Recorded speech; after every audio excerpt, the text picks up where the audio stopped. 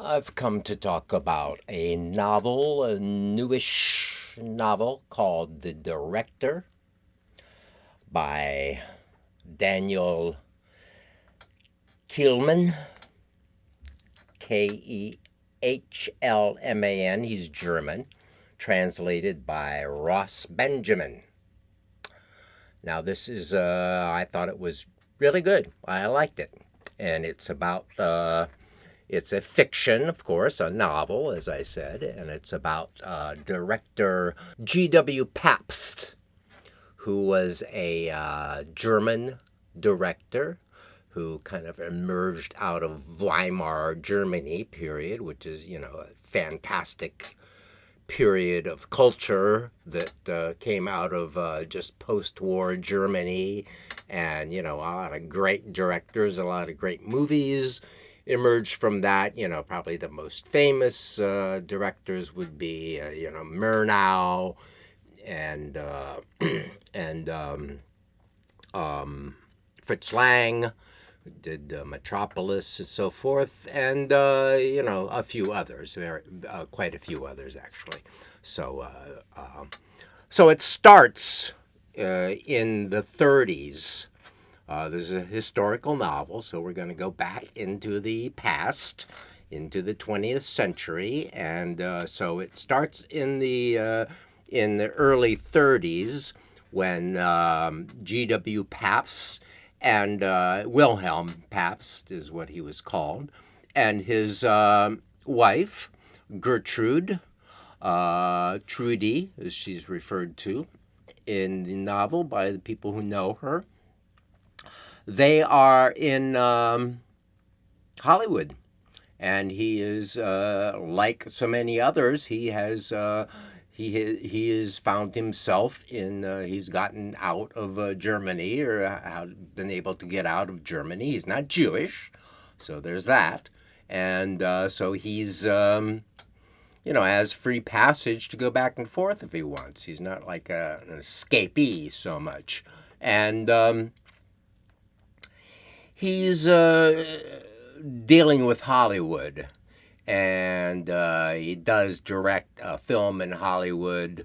I don't remember what the name is right now, but clearly it was a bomb and no good, and he knew it was no good going in, and he didn't like the script, he didn't like the actors, and he found himself with all the constrictions of Hollywood in that period, when someone wasn't really a star director who's bringing in a whole lot of money. I mean, most people back then were really kind of well, they had to obey producers, they had to obey you know the slime balls that ran Hollywood at that time, Louis B. Mayer, and these people. So the actually in the 20s, who there are very few people who had ultimate power over their films. One is Charlie Chaplin, and that's why Charlie Chaplin's movies are so much better than a lot of other movies, and so personal and so real and so attainable now, and filled with feeling and struggle of humanity and all these things, because he could do what he wanted because he was so successful very early on. Anyway, back to the novel, and I'm going to talk about the novel as itself. This is a review of the novel. This is not a wrap up of anything to do with G W Pabst, because I really have not watched the films, and I think maybe toward the end, when I'm done talking here, it won't be a long time, I promise. I'll give you a little rundown about how I feel about movies and Hollywood and all that stuff, which kind of really colors the way I feel about all that. But anyway, this is about the novel, and the novel's really good. What goes on is that Pabst is, not feeling great, and he doesn't speak that well. He doesn't speak English that well, so that's also a disadvantage in Hollywood. So he, gets some sort of contract to do a movie, and it turns out shitty, and he knows it's going to turn out shitty, and so he's basically not going to be happening in Hollywood anymore for a while until he struggles back up to be able to direct his own picture again, probably once more with all these restrictions and everything else. So, his fate is like becoming an assistant director or something, which is not acceptable.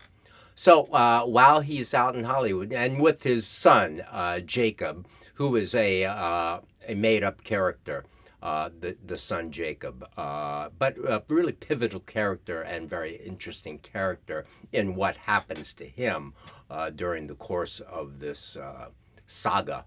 So he is confronted by a German man, at a party in Hollywood, and basically given a proposition like, well, you could go back to Germany, and you're really a well-respected German director there. I mean, even though his films were not the kind that the Nazis would all go for, like Joyless Street, there's people, people being sinful, and so I mean, he directed. He was considered, in a way, a red, because he actually directed a film version of Three Penny Opera, and Brecht wrote the screenplay himself. So there's that. So, but the character of Pabst in the book is really kind of apolitical. He's really about making these movies. He's not making movies from an activist position. He's not making movies to push any particular line politically or anything like that. He's not a doctrinaire lefty filmmaker, with an angle to sell. And not that there's anything wrong with that. I think that's fine, especially if you're on the side that I'm with, if I'm on any side at all anymore. But so what happens is his mother is very old, and he has bought a castle, a crappy old building in Austria, and his mother's there, and so he, she's old and senile and all that, dementia. And so he takes the wife and the kid, and they go back to Austria. They go back to, which is Nazi territory at this point, and he.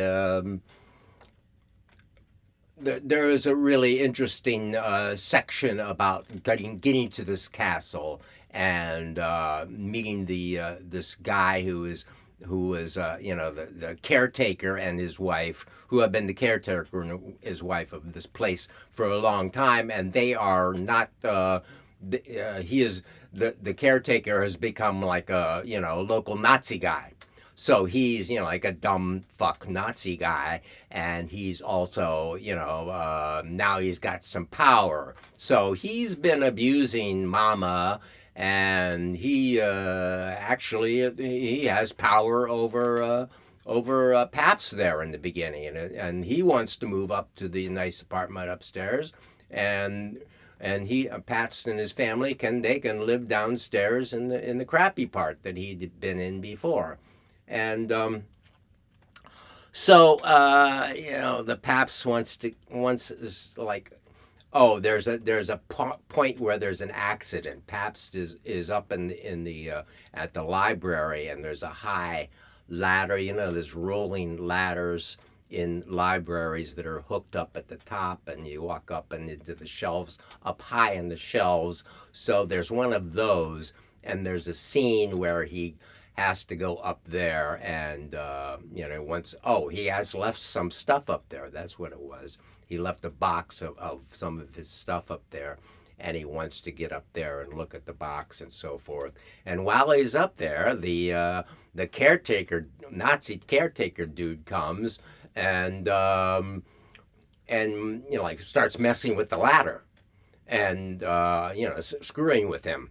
So he actually detaches the ladder from the top while Pabst is on the ladder, and ultimately he ends up falling and really hurting himself. So that's another thing that sort of causes him to remain. He has to remain because he's in this messed up state for a while, and they're kind of been held captive in a way by this guy. So then, he's thinking with, Trudy is like, I think we gotta, she's like, we gotta get out of here, and she's not into it at all, and actually it's not her mother, it's his mother. And so they think, well, they can go back to Vienna, and they can probably leave again, and it'll all be all right. And but he's been screwed up, and then the war starts, and so that everything's off the plate then, and so he's basically stuck there. But he uses it as best to his advantage as a filmmaker, in that he does start making films for the Third Reich, through his connection here with this guy who was he met in Hollywood, who was part of the propaganda ministry. So he, oddly enough, he's now in Nazi Germany, in fascist Germany, and he has more freedom to make movies than he did in the USA. So he's got this nice budget, and he's got anything he wants, and they're not forcing him to make a propaganda movie. They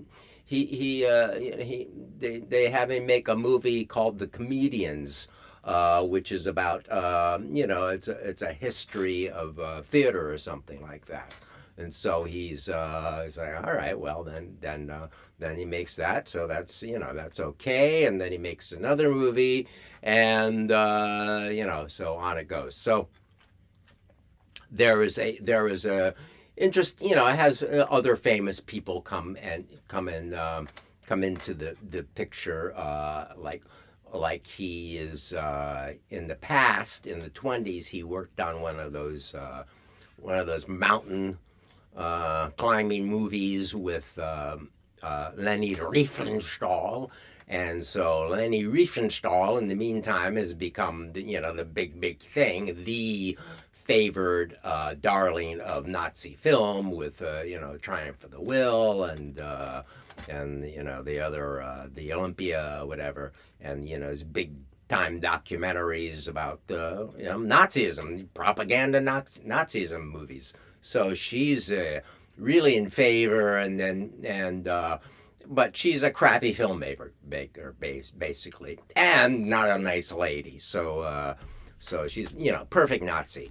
So he gets there's one chapter where he gets a job helping her with the faces in one of her movies, a movie called Lowlands, I believe, that ended up not being released till 1954. But this is like in 1940 when they're shooting this, and he is assigned. He is going to be doing the faces, because he can work with actors, where Leni Riefenstahl is just about like spectacle or whatever. I don't know. So he is. So there's scenes with him trying to work with her, and she pulls her weight and says, well, you could be going to a camp, and stuff like that, and then we see that the faces he's supposed to pull in on and use some kind of a Spanish dance thing. So she's doing some kind of a dance And so he's going to be shooting the faces, the reacting faces, and so forth. And they get in arguments about that, and he talks to the extras a little bit, and they say, can I have a drink of water? Because they are, they're concentration camp people. So that's, not only is the other industries of the Nazis using forced labor and concentration camp people, but also the movie biz. So, they probably and building sets, whatever, any sort of labor stuff that can be done by people. And, they are all brought in to do this scene of Leni Riefenstahl doing his Spanish dance bit, and they're going to be the audience, and they're miserable concentration camp people, and they need a drink of water basically and some food, so there's that scene which is quite interesting. So it all runs on for a while. I mean, it's really good. I thought it was really I read it quite quickly because it's a really good novel, and I quite enjoyed it, and I recommend it for anyone who is interested in good novels. I'm not going to recommend it for film buffs because I don't know what a W.H. Auden, W.H. Auden, G W Pabst expert is going to think about. A book like this is like, the son wasn't really named Jacob, and this didn't really happen, but it's all written to make a point. And, the main focus of the movie is what happens in fascism and what happens to these industrial artists who need all this big money and need all these people and need all this need, and have to appeal to somebody with money or somebody with power, and when they're dealing with a fascist regime, what are the compromises to be made, and is it worth it, and all that kind of stuff. So I thought it was really good, and I really enjoyed it, and I loved the book, and I will probably read some other of another of his novels at least, because it was quite worthwhile. I thought it was just really well done work, and that's what I like. I like really well done novels that give me a certain sort of depth about humanity and real life, and that's why I read novels. And now I'll lay into the movie biz a little bit about how I have a hard time even watching movies anymore. I mean, I'm all centered about these books and novels and so forth. That's really my main entertainment and what I enjoy and what I find fulfilling. Whereas, movies, it's like, I feel like I'm being like battered around by somebody with $1 billion and manipulated a lot of the time. And I've watched some of the recent product by the star directors, like what his name, Ari Aster, which I've watched kind of 3 of his movies, all of which I thought were just kind of really terrible, really. And so I'll bash him for a second, but yeah, I have very little patience with watching movies. Like, I guess a lot of my watching time in these very troubling times is, right here on YouTube, where I watch people who I can relate to and who are real and who are talking about what's really going on in the world, politically and so forth, as they can right now, before before this really hammer comes down. And now we see the movie business is starting to going to be evolving yet again with the with what's his name David and Larry Ellison buying with all their all their uh, um, Oracle billions buying uh, you know Paramount and all the Paramount partner things and CBS. And they're Zionists, and so it's going to be they're going to lean toward fascist Zionist content, which is what their angle is and what they're promoting and what they believe in, and the militarism of Israel and the United States in conjunction, and it's a disaster. And now they want WB. They want the Warner Brothers HBO and CNN and all that, and they already made a deal with Netflix to. Netflix was they accepted a deal from Netflix to buy all these properties, and now there's a hostile bid going on by the Ellisons, and is it ultimately going to be Trump's decision? I mean, Trump has enough decisions that he gets to make. Too damn many. Like, how did the president get so powerful? Like, this stupid fraudulent Somali daycare thing. He just sort of like that can turn off funding to all the daycares in Minnesota because of some crap lies that appear on on a YouTube channel by this creep. And so this is not good, and I'm afraid that ultimately it's going to be these Ellison people who are going to be in control of Paramount and CNN, and Paramount, CBS, all that, MTV, all these things. And then they're going to be in control of Warner Brothers, HBO, and all that stuff too, which is a lot of stuff and a lot of content and a lot of production going on. And instead of the horror of woke Netflix, I mean, there's problems with that as well, but not on the level of the problems with Zionists, frankly, as far as I'm concerned. So I think that's enough for now.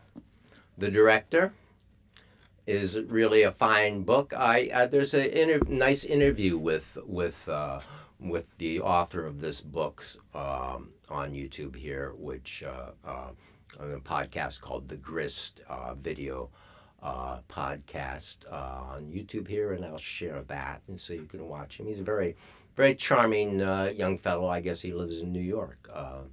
So young fellow, I mean, he's like 50 or whatever. So anyway, thank you for watching, and I'm kind of running out of gas here. I don't know. Maybe it's the times, and I don't give a shit anymore. But we'll see. I don't know if I'm gonna last the year here in this little production of mine. So I'll catch you next time. Bye bye.